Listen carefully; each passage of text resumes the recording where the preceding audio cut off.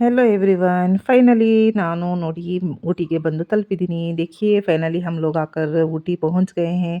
ये देख सकते हैं ऊटी के रोड्स हैं ನೋಡಿ ಇದೆಲ್ಲ ಊಟಿಯ ರೋಡ್ಗಳಿದೆಲ್ಲ ಇದು ನೋಡಿ ಊಟಿಯ मेडिकल डेंटल कॉलेज ಇದು ये है ऊटी का मेडिकल डेंटल कॉलेज है। गाड़ी रुकने पर मैं आपको दिखाऊंगी। ಗಾಡಿ ನಿಂತ ನಂತರ ನಾನು ನಿಮಗೆ ತೋರಿಸ್ತೀನಿ ಆ बिल्डिंग्स ಎಲ್ಲ ಗಾಡಿ ಒಳಗಿಂದ ಕಾಣಿಸ್ತಾ ಇಲ್ಲ।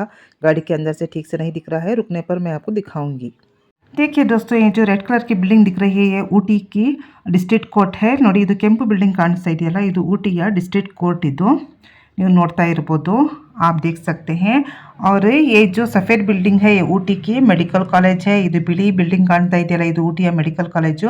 ದೇಶದ ಬೇರೆ ಬೇರೆ ರಾಜ್ಯಗಳಿಂದಲೂ ಬಂದು ಸಹ ಇಲ್ಲಿ ವಿದ್ಯಾರ್ಥಿಗಳು ದಾಖಲಾಗಿದ್ದಾರೆ। इंडिया के दूसरे दूसरे राज्यों से भी स्टूडेंट्स आकर यहाँ पर एडमिशन लेते हैं क्योंकि यहाँ पर एजुकेशन अच्छा है। ಯಾಕಂದರೆ ಇಲ್ಲಿ ವಿದ್ಯಾಭ್ಯಾಸ ತುಂಬ ಚೆನ್ನಾಗಿದೆ ಮತ್ತು ಇಲ್ಲಿ ಉಳ್ಕೊಳ್ಳೋದಕ್ಕೆ पी जी व्यवस्थे होम स्टे ಎಲ್ಲ ಇದೆ। यहाँ पर रुकने के लिए पी जी का अवेलेबल है और होम स्टे भी है। तो देख सकते हैं ये मेडिकल कॉलेज है और ये डिस्ट्रिक्ट कोर्ट ನೋಡಿ ಸ್ನೇಹಿತರೆ ಅದು ಹೇಗಿದೆ ಬಿಲ್ಡಿಂಗ್ ನೋಡಿ ಹೇಗಿದೆ ಬಿಲ್ಡಿಂಗ್ಗಳು ಎಲ್ಲ ಚೊಟ್ಟವಾಗಿದೆ ನೋಡಿ। ಇದು ಎರಡು ಬಿಲ್ಡಿಂಗ್ಗಳು ವಿಶೇಷ ಇಲ್ಲಿಂದು ಚೊಟ್ಟ ಬಿಲ್ಡಿಂಗ್ಗಳು ಎಲ್ಲ ಕ್ರಾಸ್ ಆಗಿದೆ ಎರಡು ಬಿಲ್ಡಿಂಗ್ ನೋಡಿ। ಈ ಮನೆಗಳೆಲ್ಲ ನಾರ್ಮಲ್ ಆಗಿದ್ದಾವೆ। ಆ ಮನೆಗಳಿಂದ ಹೇಗಂದ್ರೆ ಈಗ ಫೌಂಡೇಶನ್ ಹೇಗಿರುತ್ತೆ ಹಾಗೆ ಮನೆ ಕಟ್ಟಬೇಕಲ್ವಾ, ಅದು ಬಿಲ್ಡಿಂಗ್ ಇಂದು ಫೌಂಡೇಶನ್ ಆ ರೀತಿ ಕ್ರಾಸ್ ಚೊಟ್ಟವಾಗಿತ್ತಂತೆ। ಸೊ ಫೌಂಡೇಶನ್ ಹೇಗಿತ್ತು ಅದೇ ರೀತಿ ಬಿಲ್ಡಿಂಗ್ ಅನ್ನ ಎತ್ತಿಸಿದ್ದಾರೆ। ಪಿಲ್ಲರ್ ಗಿಲ್ಲರ್ ಕೊಟ್ಟರು ಅದು ಸರಿ ಹೋಗಲ್ಲ ಅಲ್ವಾ, ಹಾಗಾಗಿ ಹೇಗೆ ಫೌಂಡೇಶನ್ ಇತ್ತು ಹಾಗೇನೆ ಆ ಮನೆ ಕಟ್ಟಿರೋದು।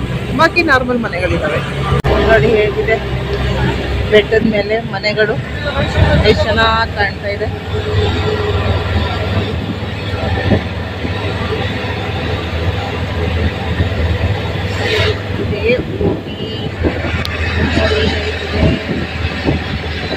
ಎಷ್ಟು ಚೆನ್ನಾಗಿ ಕಾಣ್ತಾ ಇದೆ ನೋಡಿ ಆ ಬೆಟ್ಟದ ಮೇಲೆ ಮನೆಗಳು।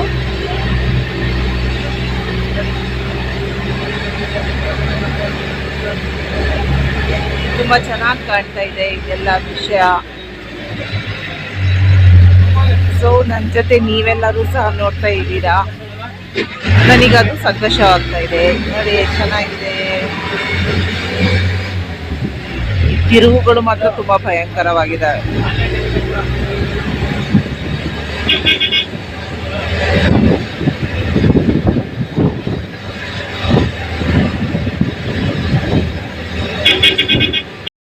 ಹತ್ರ ಬಂದ ಹೆಂಗೆ ಕಾಣ್ತಾ ಇದೆ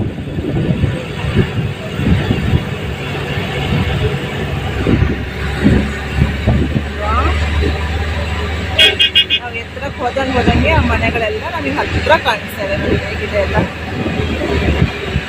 ಕೆಳಗಿಂದ ಇಷ್ಟು ಮೇಲೆ ಬಂದಿದ್ದೀವಿ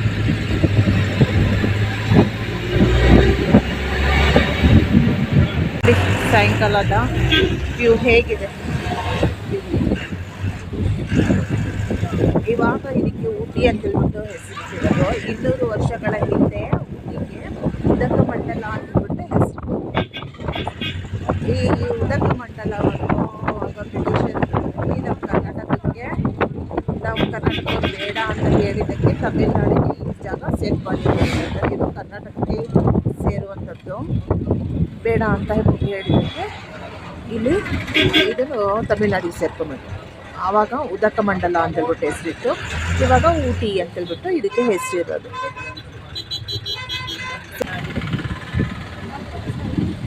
ಸಾಯಂಕಾಲದೊತ್ತು ನೋಡಿ ಹೇಗಿದೆ ದೃಶ್ಯ।